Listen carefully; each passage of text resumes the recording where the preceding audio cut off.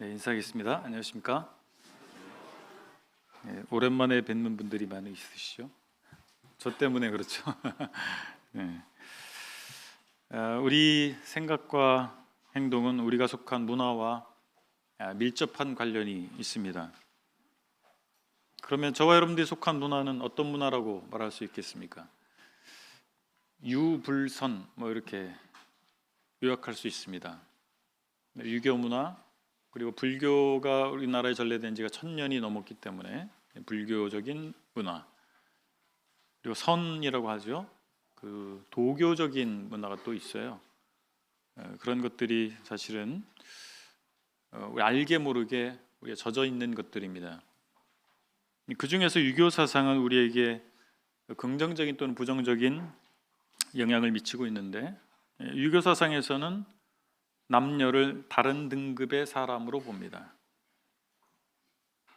서구 문물과 또 복음이 이 땅에 들어오면서 이러한 남녀의 차별이 많이 사라졌습니다.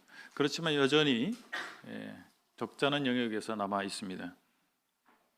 그리고 그러한 시선으로 성경을 자의적으로 보는 경향도 없지 않아 있습니다.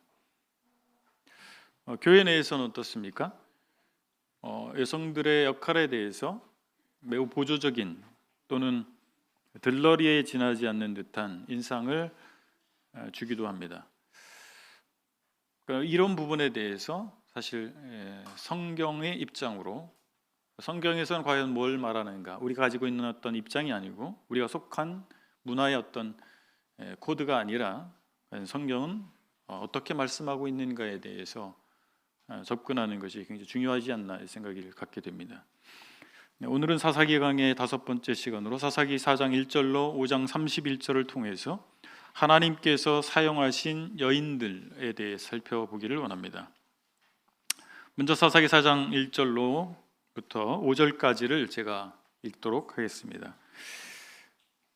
사사기 4장 1절입니다. 에훗이 죽으니 이스라엘 자손이 또 여호와의 목전에 악을 행하며 여호와께서 하솔에서 통치하는 가나안 왕 야빈의 손에 그들을 파셨으니 그의 군대 장관은 하로셋 학고임에 거주하는 시스라요. 야빈 왕은 철병거 900대가 있어 20년 동안 이스라엘 자손을 심히 학대했으므로 이스라엘 자손이 여호와께 부르짖었더라. 4절입니다. 그때 랍비돗의 아내 여선지자 드보라가 이스라엘의 사사가 되었는데 그는 에브라임 산지 라마와 베델 사이 드보라의 종려나무 아래 거주하였고 이스라엘 자손은 그에게 나아가 재판을 받더라. 하나님께서는 여성인 드보라를 사사로 세우셨습니다. 여기 하솔 왕 야빈의 군대가 이스라엘을 압제했다라고 하는 기록이 있습니다. 그 군대 장관인 시스라에게 철병거 900대가 있었다 이렇게 말하고 있는데, 철병거 자체도 어마무시하지만 또 숫자가 900대입니다. 거의 1000대에 가까운 전차 부대가 있었습니다. 당시에 이스라엘 백성은 철기 문명을 소유하지 못한 상태였습니다. 그래서 철병거라고 하는 것은 단순히 어떤 철제 무기 이 수준이 아니고 전차라고 하는 것이죠. 오늘날로 하면 항공모함 전단 이렇게 비교할 수 있겠습니다. 그것을 유지보수하는 데만 해도 상당한 물질적 필요, 경제력이 필요한 그런 시스템, 군사 시스템이라고 봐야 될 것입니다. 우리나라가 항공모함이 있으면 유지가 가능할까요? 쉽지 않습니다. 경제력이 뒷받침되지 않으면 그 항공모함 전단을 유지하는 것도 어려운 것입니다. 이런 것처럼 하솔 왕 야빈의 군대는 이스라엘과 이스라엘이 범접할 수 없는 상당한 우위에 있는 군사력을 가지고 있었다라고 생각이 됩니다. 야빈의 억압은 앞서 나타났던 구산 리사다임이나 에글론보다 심했고 기간도 길었습니다. 20년이라고 되어 있습니다. 20년 동안 압제를 행했습니다. 사사기 5장 6절을 보면 가나안 왕 야빈이 얼마나 극심하게 이스라엘을 학대했는지를 묘사하고 있는데 이스라엘 백성이 대로로 다닐 수가 없어서, 큰 길로 다닐 수가 없어서 꼬불꼬불한 산길로 몰래 다녀야 하는 그런 상황을 초래했습니다. 그런데 이 3절에 보면 3절을 히브리어 어순대로 직역하면 이렇게 번역할 수 있습니다. 이스라엘 자손이 여호와께 부르짖었다. 왜냐하면 그에게 철병거 900대가 있었기 때문이다. 그리고 그는 20년 동안 이스라엘 자손을 힘으로 압제했다. 히브리어의 어순을 그대로 어순을 따라서 직역을 하면 이렇게 번역이 됩니다. 그런데 이 어순을 따르면 이 부르짖음의 초점이 철병거에 있었다는 것을 알게 됩니다. 그들은 초점을 철병거에 두고 부르짖은 것입니다. 이스라엘 백성들은 그들이 겪은 압제가, 그들이 겪고 있는 그 압제의 이유가 군사력에 있었다고 본 거예요. 그들의 불순종 때문이 아니라 그들이 군사력이 약하기 때문에 이런 압제를 겪고 있다고 생각했던 것입니다. 그리고 이러한 압제 가운데에서 그들을 건져낼 만한 남성 지도자가 존재하지 않았던 거예요. 그러니까 여성 지도자인 드보라가 세움을 받았죠. 남자들이 영적 리더 역할을 하지 못하는 경우가 그때나 지금이나 있을 수 있는 것입니다. 우리의 가정과 우리의 교회에서, 지역교회에서 남자들이 마땅히 그 가장의 역할과 리더의 역할을 하지 못한다면 하나님께서는 여자들을 사용하시지 않겠습니까? 여기 4절을 보게 되면 랍비돗의 아내라고, 드보라를 설명할 때 랍비돗의 아내라고 설명하고 있는데, 흥미로운 것은 그 랍비돗이라고 하는 히브리어 단어가 문자적으로 보면 횃불들이라고 번역할 수 있어요. 횃불들입니다. 그리고 여기에 랍비돗의 아내, 누구의 아내라고 번역한 이 히브리어를 보면 이것이 누구의 아내라고 번역할 수도 있지만 무엇무엇의 여자, 어떠한 여자라고도 번역할 수가 있습니다. 그렇다면 이것을 횃불로 번역하고 어떤 여자라고 번역을 한다면 이어붙이면 횃불의 여인 드보라라고 이해하는 것입니다. 누구의 아내라고 소개할 수도 있겠죠. 그런데 이 전체 문맥을 보게 될 때 이 본문에서 드보라가 여성임에도 불구하고 사사로서 이스라엘 백성을 그 압제 가운데서, 야빈의 압제 가운데서 구원하는 중요한 역할을 했다는 사실을 보도하고 있기 때문에 횃불의 여인 드보라라고 번역해도 좋지 않겠나 생각이 됩니다. 드보라의 거주지는 에브라임 산지 라마와 베델 사이 드보라의 종려나무 아래라고 묘사되어 있어요. 여기 이런 것을 볼 때 에브라임 지파 사람이었구나, 드보라가, 이 정도 알 수가 있고, 또 중요한 것은 이 드보라가 주로 활동했던 그 나무에 뭐라고 되어 있냐면 드보라의 종려나무라고 이름이 붙였다는 거예요. 그 정도로 명망이 높았던 거예요, 드보라가. 그래서 이 드보라는 재판관의 역할을 했던 것입니다. 백성들이 그의 재판관으로서의 역할을 인정했던 거예요. 그 앞에, 드보라 앞에 나와서 다 재판을 받았다라고 오늘 본문은 얘기해주고 있는 것입니다. 하나님께서는 남녀를 차별하지 않으시고 사용하실 수 있습니다. 드보라는 남자를 영적 지도자로 세우시는 하나님의 일반적인 규칙의 예외적인 케이스입니다. 하나님께서는 신구약을 막론하고 영적 지도자는 남자를 세우셨어요. 그런데 드보라가 그 역할을 맡게 된 이유는 무엇입니까?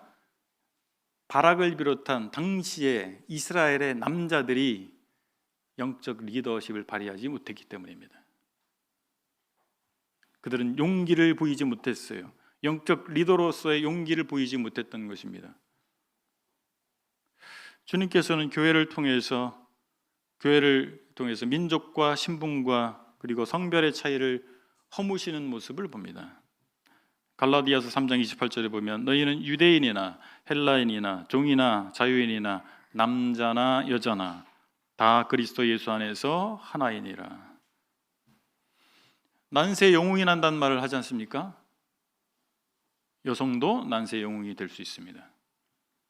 여기 6절로 7절을 보면 이런 말씀이 있어요. 드보라가 사람을 보내어 아비노함의 아들 바락을 납달리 게데스에서 불러다가 그에게 이르되 이스라엘의 하나님 여호와께서 이같이 명령하지 아니하셨느냐? 너는 납달리 자손과 스불론 자손 10,000명을 거느리고 다볼산으로 가라. 내가 야빈의 군대 장관 시스라와 그의 병거들과 그의 무리를 기손강으로 이끌어 내게 이르게 하고 그를 내 손에 넘겨주리라 하셨느니라. 하나님께서는 드보라의 입을 통해서 이스라엘의 군대와 함께할 것을, 임재할 것을 약속하시고 승리를 또한 약속해 주셨습니다. 드보라가 누구에게 말하냐면 이스라엘의 군대 장관 바락에게 전하해 주고 있는 것입니다. 그들을 이끌어서 기손강으로 이끌어서 바락의 손에 넘겨주겠다, 이렇게 말씀해 주셨어요. 하나님께서 이 전쟁에 직접 개입하시겠다라고 구체적으로 표현해 주신 것입니다. 그렇다면 이 하나님의 군대, 이스라엘 백성에게 필요한 것은 무엇일까요? 그 하나님의 임재하심의 약속을 믿고 나아가는 담대함입니다. 용기가 필요한 것입니다. 그런데 8절과 9절에 보면 바락의 반응을 보십시오. 바락이 그에게 이르되 만일 당신이 나와 함께 가면 내가 가려니와 만일 당신이 나와 함께 가지 아니하면 나도 가지 아니하겠노라 하니 9절 이르되 내가 반드시 너와 함께 가리라. 그러나 내가 이번에 가는 길에서는 영광을 얻지 못하리니 이는 여호와께서 시스라를 여인의 손에 파실 것임이라 하고 드보라가 일어나 바락과 함께 게데스로 가니라. 바락과 드보라의 대화입니다. 그러니까 바락이 드보라에게 함께 가달라고, 함께 가지 않으면 나는 안 가겠다고 그런 거예요. 하나님께서 명령하셨고 약속하셨잖아요. 그런데 바락은 드보라가 함께 가야만 갈 수 있다, 그렇게 얘기 요청을 하고 있지 않습니까? 그런데 7절에서 뭐라 그랬어요? 하나님께서 드보라의 입을 통해서 내 손에, 바락의 손에 넘겨주겠다 하셨잖아요. 근데 이제 바뀝니다. 뭐라고 하세요? 9절에서 여인의 손에 넘기겠다. 바락의 반응 때문에 바락에게 맡기겠다 하셨는데 이제 여인의 손에 맡기겠다, 바꾸신 거예요. 하나님께서 함께 하시고 승리를 주시겠다고 약속하셨음에도 불구하고 바락은 전능자이신 하나님을 의지하기보다는 눈에 보이는 여사사 드보라를 더 의지했습니다. 형제님들, 하나님을 의지하세요? 아내를 의지하세요? 누구를 더 의지하십니까? 네, 그렇습니다. 우린 바락을 통해서 에이, 바락 시원찮은 남자, 그렇게 말할 수도 있지만 우리의 거울일 수도 있습니다. 가장이 리더십을 발휘하지 못하면, 영적 분별력을 발휘하지 못하면 그 가정은 어떻게 되겠습니까? 주객이 전대가 되는 경우가 많습니다. 두 번째 우리가 생각해 보는 것은 전쟁은 하나님께 속한 것이다 라고 하는 것입니다. 12절과 13절을 보실까요? 4장 12절 13절입니다. 아비노함의 아들 바락이 다볼산에 오른 것을 사람들이 시스라에게 알림해 시스라가 모든 병거 곧 철병거 900대와 자기와 함께 있는 모든 백성을 하롯의 탁고임에서부터 기손강으로 모은지라. 다볼산은 이스라엘 평원에 있는 화산돔입니다. 화산돔. 제가 그곳에 가봤거든요. 가봤는데 평원이에요. 쫙 평원이 있고 마치 밥 공기를 엎어놓은 듯이 평원에 그렇게 볼록 솟아있는 산이 다볼산이에요. 그런데 이 다볼산에 누가 병사들이 올라가 있어요. 소수의 병사가. 그러면 바로 밑에 그 기손강 근처에 진을 치면 어디 도망갈 데가 없어요. 평원이기 때문에 내려와서 도망가면 다 보입니다. 바로 추격해서 어찌할 수 있는 그런 곳이에요. 그러니까 우리나라 같은 경우는 산이 뭐 겹겹이 산이 있고 하면 이 산에서 저 산으로 도망가고 뭐 그렇게 할 수 있잖아요. 그렇지 않습니다. 이 평원지대에 볼록 하나가 솟아 있는 거예요. 거기에 이스라엘 백성들이 이스라엘 군대가 진을 쳤다라고 하는 이 첩보를 얻었잖아요. 시스라가. 그러니까 이 기손강에 진을 쳤습니다. 기손강은 벤 쉐아림을 지나서 하이파만으로 이어지는 강입니다. 하이파가 항구거든요. 지금도 큰 항구가 하이파에 있습니다. 근데 나사렛 근처 고지에서 보기에 이곳은 매우 전투에 적합한 지형으로 보입니다. 그런데 그 이스라엘 지역 그 땅에 가면 강이 우리가 생각하는 그런 강이 아니에요. 뭐 이 기손강은 아니고 다른 지역을 지나는데 안내하는 분이 자 우편을 보세요. 지금 강이 있습니다. 근데 물이 하나도 없어요. 강이 있다는 거예요. 근데 보니까 약간 이렇게 뭐죠? 이 파인 도랑같이 물은 하나도 없고, 근데 그 주변으로 나무들이 좀 있더라고요. 아 그래서 강인가 보다 이런 생각을 했습니다. 평상시에 비가 거의 오지 않습니다. 그 비가 한번 오면 갑자기 물이 흐르는 그런 기후라고 보시면 되겠어요. 기손강도 비슷한 겁니다. 건기에는 비가 오지 않으니까 강으로 보이지 않아요. 근데 우기에는 비가 와서 물이 흐르는 그런 곳입니다. 또는 뻘이 되는 거죠. 뻘. 요즘 우크라이나 전쟁에 대한 관심이 많잖아요. 거기에서 그 눈이 녹아서 그러니까 한겨울에는 괜찮은데 눈이 녹는 시절에는 뻘이 돼서 전차도 이동하지 못한다. 그렇지 않습니까? 그런 것 비슷하게 이 기손강은 평상시에는 그냥 마른 땅인데 비가 오면 뻘이 되거나 급격하게 물이 흘러버리는, 갑자기 물이 흐르는 그런 지형이라고 볼 수가 있겠습니다. 어쨌든 당시에는 아마 건기였던 것 같아요. 그래서 기손강이 강으로 보이지 않는 것입니다. 그리고 다볼산에 이스라엘 군대가 진을 쳤다라고 하는 첩보를 얻었기 때문에 이 기손강 쪽에 진을 쳐서 그들을 괴멸시켜야 되겠다라고 하는 작전을 시스라가 선택한 것입니다. 그런데 하나님께서 뭐라고 말씀하셨어요? 시스라를 기손강으로 내가 이끌겠다. 하나님께 그렇게 하시겠다 하신 거죠.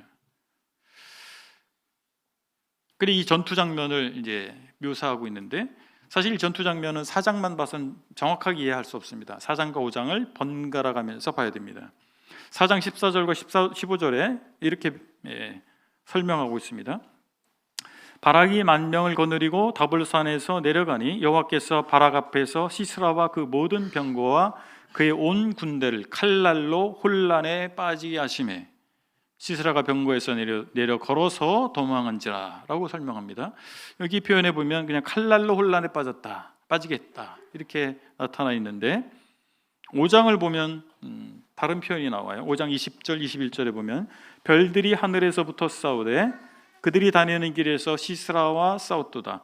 기손강은 그 무리를 표류시켰으니 이 기손강은 옛 강이라 네호나 내가 힘 있는 자를 밟았도다. 자, 뭐라고 표현되어 있어요? 기손강이 표류시켰다. 표류가 뭐예요? 배가 갈 바를 알지 못하는 상태. 그게 표류죠. 물에 있는 상태를 얘기하는 거죠. 물에 떠 있는 배가 갈 바를 알지 못하는 상태, 그것을 표류한다고 얘기하는 것입니다. 이런 걸 볼 때 예기치 못한 폭우가 내린 것 같아요. 원래 비 올 때가 아닌데 갑자기 비가 쏟아진 거죠. 그냥 아까 말씀드린 것처럼 기손강이 갑자기 물이 흐르기 시작하는 겁니다. 그래 어떻게 됐어요? 뻘이 됐거나 전차가 철병거가 얼마나 무거워요. 마른 땅에서는 뭐 강력한 무기죠. 근데 뻘밭에서는 오도 가도 못하는 상태가 되는 것입니다. 또는 갑자기 물이 흐르니까 급류에 휘말릴 수도 있고, 뻘밭에 갇혔거나 아니 급류에 휘말렸거나 둘 중에 하나입니다. 그래서 그들의 핵심 전력인 철병거를 제대로 운용할 수 없는, 오히려 그것이 장애가 되는 이런 상태가 초래가 된 것입니다. 드보라의 선언대로 시스라와 그의 병거와 군대를 혼란에 빠지게 하신 분은 누구세요? 하나님이 하신 것입니다. 바락은 시스라를 패퇴시키고 모든 군대를 도륙했습니다. 16절에 보면 바락이 그의 병거들과 군대를 추격하여 하롯의 탁고임에 이르니 시스라의 온 군대가 다 칼에 엎드러졌고 한 사람도 남은 자가 없었더라. 바락의 군대는 바락이 그렇게 생각하는 것과 다름없이 시스라의 군대 앞에 아무것도 아니었던 것입니다. 상대가 되지 않게 보였던 것입니다. 그런데 중요한 것은 시스라의 군대는 철병거 900대로 무장한 시스라의 군대는 하나님에게 상대가 되지 않았던 것입니다. 하나님께서는 당신의 백성들과 함께 싸우시는 분이십니다. 여기 5장 19절 20절에 보면 이렇게 표현되어 있습니다. 왕들이 와서 싸울 때 가나안 왕들이 무기또 물가 다한하게 해서 싸웠으나 은을 탈취하지 못하였더라. 별들이 하늘에서부터 싸우되 그들이 다니는 길에서 시스라와 싸웠도다. 이 우주 만물을 창조하시고 이 만물을 주관하고 계시는, 운영하고 계시는 하나님께서, 별들까지 다스리시는 하나님께서 이스라엘 백성과 함께 싸우시고 계신 것입니다. 하나님께서 어떤 자에게 승리를 주십니까? 승산을 고려하지 않고 치러야 할 희생을 감수하면서 하나님을 위해서 하나님과 함께 싸우기를 선택하는 사람에게 승리를 주십니다. 오늘날도 마찬가지입니다. 우리는 너무 계산에 익숙합니다. 저도 직장생활 13년 동안 계산만 했어요. 그게 일반적인 직장생활, 그렇지 않습니까? 사업하시는 분 어떠세요? 계산 많이 하시잖아요. 근데 그러다 보니 우리가 믿음의 영역에서도 자꾸 계산합니다. 우리가 사역을 진행함에 있어서도 너무 계산을 해요. 그래서 답이 없죠. 하던 대로 하는 것입니다. 그러나 하나님께서 승산을 고려하지 않고 치러야 할 희생을 감수할 때, 우리가 그러기와 하나님과 함께 싸우기를 선택할 때 우리에게 하나님께서 승리를 주십니다. 하나님께서 사람의 도움을 요구하시는 것이 아니고 그 백성이, 당신의 백성이 그분의 승리에 참여하도록 허락하시는 것입니다. 우리가 이 관점을 가져야 됩니다. 하나님께서 우리에게 뭔가 도움을 요구하시는 분이 아니십니다. 하나님께서 하시고자 하는 그 일에 우리가 참여해서 승리를 함께 공유할 수 있는 영광을 주시는 것입니다. 그것을 허락하시는 것입니다. 하나님께서는 여인의 손을 통해서도 궁극적 승리를 이루시는 모습을 보여주셨습니다. 여기 17절에 보면 시스라가 걸어서 도망하여, 이제 시스라가 완전 완패를 해서 도망갑니다. 철병거 움직일 수도 없고 이제 걸어서 도망가고 있어요. 겐 사람 헤벨의 아내 야엘의 집에 장막에 이르렀으니 이는 하솔 왕 야빈과 겐 사람 헤벨의 집 사이에는 화평이 있음이라. 아마도 이 헤벨과 야빈이 뭔가 조약을 맺었던 것 같아요. 그래서 안심하고 시스라는 헤벨의 장막에 은신했던 것 같습니다. 근데 21절에 보세요. 21절을 보시면 4장 21절입니다. 그가 깊이 잠드니 헤벨의 아내 야엘이 장막 말뚝을 가지고 손에 방망이를 들고 그에게로 가만히 가서 말뚝을 그의 관자놀이에 박음에 말뚝이 꿰뚫고 땅에 박히니 그가 기절하여 죽으니라. 장막을 치고 걷는 일은 여자의 일이었습니다, 당시에. 그래서 장막을 치면 말뚝을 박아야 되잖아요. 말뚝 박고 이렇게 하는 거 다 여자의 일이었다고 하는 거예요. 그러니까 이 말뚝과 방망이는 야엘의 가재 도구입니다. 자매님들 가재 도구 있잖아요. 가재 도구예요. 이 가재 도구를 가지고, 그리고 그녀가 익숙하게 사용하던 이 가재 도구를 통해서 시스라를 처단한 거예요. 바락은 어땠습니까? 하나님께 약속 주셨잖아요. 근데 드보라에게 나는 같이 가주세요. 같이 안 가시면 나 못 갑니다. 바락과 좀 비교가 되지 않으세요? 야엘은 그런 거 없었어요. 잘 맞아들여서 안심시켜 놓은 다음에 자기가 익숙한 도구를 가지고 와서 그냥 처단해 버린 것입니다. 아주 대담하게 행동했습니다. 바락은 시스라가 죽은 후에 도착했어요. 그 죽음만 확인하게 된 것입니다. 그래서 이 전쟁에서 적장을 제거하는 이 영광을 바락은 얻지 못했던 것입니다. 주님께서 말씀하신 그대로예요. 내 손에 넘기겠다. 근데 여인의 손에 넘기겠다. 왜 그렇게 바뀌었어요? 바락의 믿음 없는 반응, 바락의 그 용기 없는 반응 때문에 그렇게 바뀐 것이죠. 하나님께서 여성을 남성과 동등한 가치, 존엄성, 능력을 갖도록 창조하신 것입니다. 창세기 1장 27절로 28절에 이렇게 말씀하고 있습니다.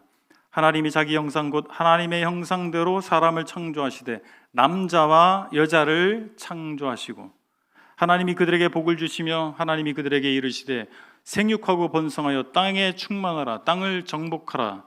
바다의 물고기와 하늘의 새와 땅에 움직이는 모든 생물을 다스리라 하시니라. 누구에게요? 남자와 여자에게. 오늘의 본문에서처럼 구약시대에 여성이 할 수 없었던 것은 제사장뿐입니다. 제사장은 여성에게 허락되지 않았어요. 그 외의 모든 어떤 역할들에 대해서 여성들에게 열려 있었던 것입니다. 자신의 재능과 역량을 발휘할 수 있었던 것입니다. 신약의 교회에서도 같은 패턴이, 유사한 패턴을 우리는 발견할 수 있습니다. 하나님께서 장로, 곧 감독, 곧 목사의 역할을 남자에게 맡기셨습니다. 그 외의 영역에 있어서 여자들에게 문을 열어놓고 계신 것입니다. 여기 보면 권위를, 우리 이 감독의 직분과 이런 것들을 볼 때, 그리고 여러 가지 이 신약 성경의 본문들을 볼 때 여자들에게 금하고 있는 영역은 권위를 가지고 가르치는 것이라고 생각이 됩니다. 권위를 가지고 가르치는 것. 이에 대해서 다양한 방식으로 접근할 수가 있겠습니다. 다양한 견해가 있을 수가 있습니다. 그러나 우리는 하면 안 돼 라는 접근 방식보다는 할 수 있어 라고 하는 접근 방식이 더 필요하다고 생각합니다. 이것도 안 되고 저것도 안 돼, 그런 말을 자꾸 듣다 보면 의기소침해져요. 주저하게 되는 것입니다. 할 수 있다라고 하는 의식이 되게 중요하다고 생각합니다. 저는 서청주 교회가 이것도 안 되고 저것도 안 되고 이런 분위기가 되는 교회보다는 이것도 할 수 있고 저것도 할 수 있고 그런 분위기가 됐으면 좋겠습니다. 네, 하나님께서 함께 하신다면, 하나님께서 주어진 범위 안에서 우리는 할 수 있는 거 아니겠습니까? 도전할 수 있는 거 아니겠습니까? 하나님께서는 여성들을 통해서도 영광 받기를 원하십니다. 하나님께서 자매님들에게도 각양 은사를 주셨습니다. 그런데 안타까운 것은 우리와 같은 교회들에서는 자매님들의 은사가 발휘되기 어려운 제한을 두고 있는 것도 사실입니다. 은사를 하나님께서 자매들 중에서도 교사의 은사를 주시고 전도자의 은사를 주시고 목자의 은사를 주셨다면 그 은사를 발휘할 수 있도록 해야 되지 않겠습니까?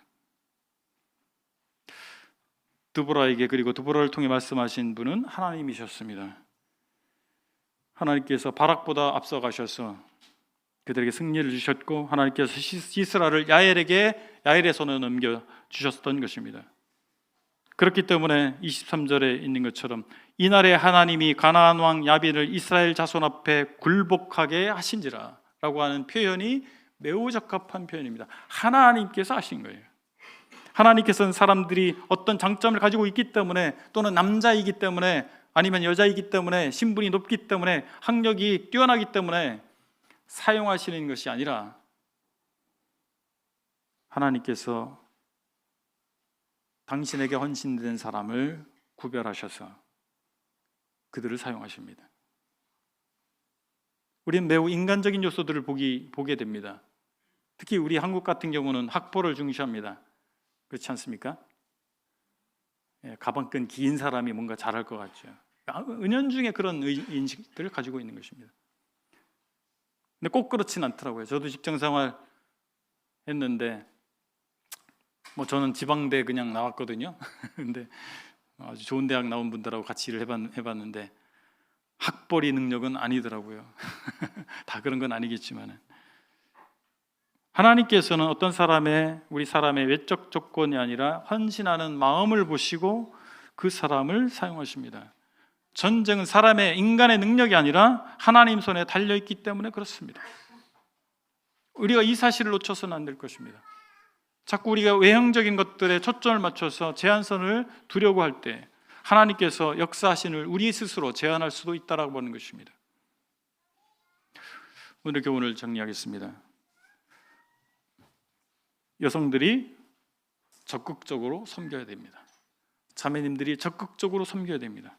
그러기 위해서는 남성들이, 형제님들이 허용과 배려를 하셔야 돼요. 자매님들이 그렇게 하실 수 있도록 하셔야 됩니다. 우리는 외적인 조건이 아니라 하나님께 헌신하는 그 마음으로 하나님께 헌신할 때 승리를 체험할 수 있습니다. 권위만 주장하고 섬기지 않는 것은 차라리 권위를 갖지 않으니만 못한 것입니다. 이건 우리의 권위야, 우리에게 권위가 있어, 일차적인 우선권이 있어라고 주장하면서 하지 않으면 다른 사람도 못하게 하는 거 아니겠어요? 권위나 권리를 주장하기보다는 헌신하려는 마음과 행동이 필요합니다. 그럴 때 하나님께서 우리 각자의 삶에서, 그리고 우리 교회 가운데서 승리를 경험하게 하실 것입니다. 그리고 그럴 때 우리는 하나님의 승리에 참여할 수 있지 않겠습니까? 우리가 마땅히 자원해서 헌신해서 하나님의 승리에 참여하는 영광을 얻으시기를 바랍니다. 기도하시겠습니다. 아버지 하나님, 하나님께서 저의 상식과 선입견을 벗어나서 여자들을 사사로 세우시고 또 여자들을 통해서 승리를 쟁취하게 하시는 하나님이신 것을 보았습니다. 아버지 하나님, 하나님께서 주신 그 울타리 안에서, 범주 안에서 우리가 남녀를 떠나서 또 외적인 조건을 떠나서 하나님께 헌신하는 저희가 되기를 원합니다. 그래서 하나님께서 우리에게 주시고자 하시는 그 승리의 체험을 하는 저희가 되기를 원합니다. 하나님께서 저희 가운데 함께 하시고 인도해 주시기를 원합니다. 감사하며 예수 그리스도 이름으로 기도했습니다. 아멘. 감사합니다.